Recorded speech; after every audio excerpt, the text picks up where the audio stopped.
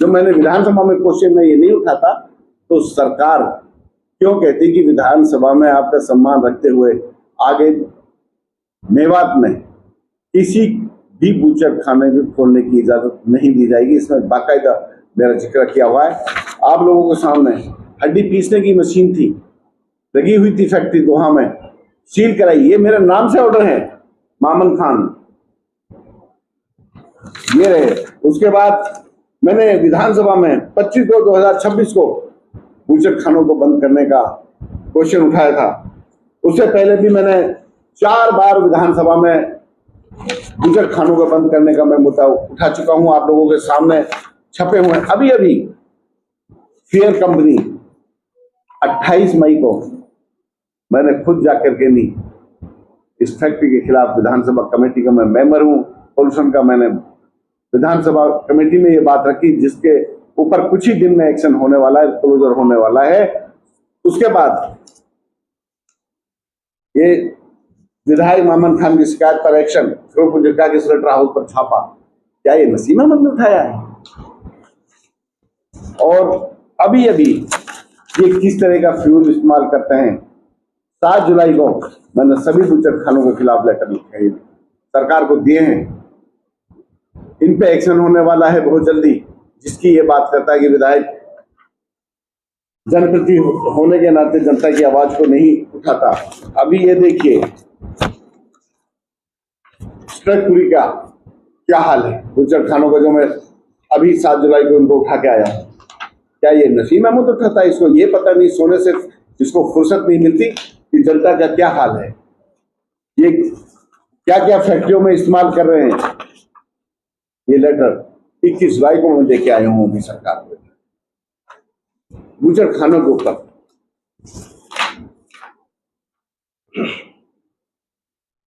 सारी चीज मैं आपको नहीं बताऊंगा क्योंकि मेरा जो मिशन है वो फेल हो जाएगा, इनको पता चल जाएगा। बाकी मैं चाहता हूं कि जल्द से जल्द बूचर खाने पर रही जनता की आवाज की उठाने की बात,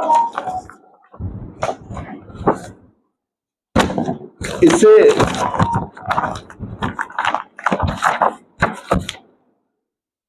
ये पूछो, ये 10 साल एमएलए रहा था, इसने कितनी विधानसभा में पानी की आवाज उठाई थी, कितनी बार इसने नेशनल हाईवे 248 को बनाने की बात उठाई थी, कितनी बार इसने यूनिवर्सिटी की बात उठाई थी, कितनी बार बनारसी डिस्ट्रिक्ट में पिछले 40 साल से पानी नहीं आता उसकी बात उठाई थी, कितनी बार इसने अध्यापकों की बात उठाई थी, कितनी बार इसने हॉस्पिटलों की डॉक्टरों की कमी की बात उठाई थी, कितनी बार इसने हॉस्पिटलों में मशीन नहीं है उसको लेकर नहीं चिंतित था। मेरे को और साथ साथ में जनता पूछना चाहती है इस नसीम अहमद को विधायक जी से कि आपने 10 साल में जनता के कितने मुद्दे उठाए थे विधानसभा में। एक भी क्लिप लाके दे तो मैं इसको मान जाऊं। और मैं ये बताऊं मैंने क्या क्या मुद्दे उठाए पिछले 10 साल में। 40 साल से बनारसी डिस्ट्रीब्यूटर नहीं चलती, ये भी विधायक था।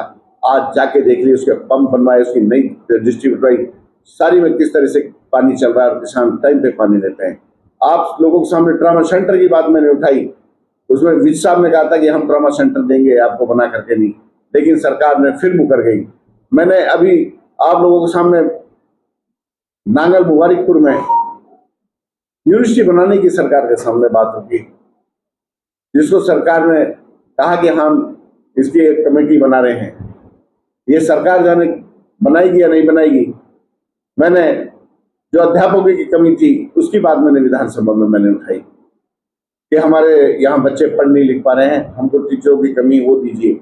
नेशनल हाईवे 248 के लिए मैं आप लोगों के सामने विधानसभा के बाहर जाके बैठा कि इस पे रोजीना इतनी मौतें हो रही हैं, हमको जल्द से जल्द नेशनल हाईवे 248 बना जाए। उस पर हमारे जो मंत्री हैं गंगवा साहब, उसने विधानसभा में कहा कि मामन खान विधायक की डिमांड थी कि इसको 4 लेन किया जाए, तो उसके लिए मंजूरी दी इन्होंने।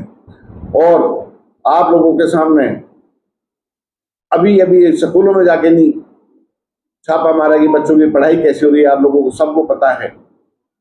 हॉस्पिटलों में छापा मारा कि डॉक्टर टाइम पे नहीं आ रहे हैं, हॉस्पिटलों का मुद्दा उठाया।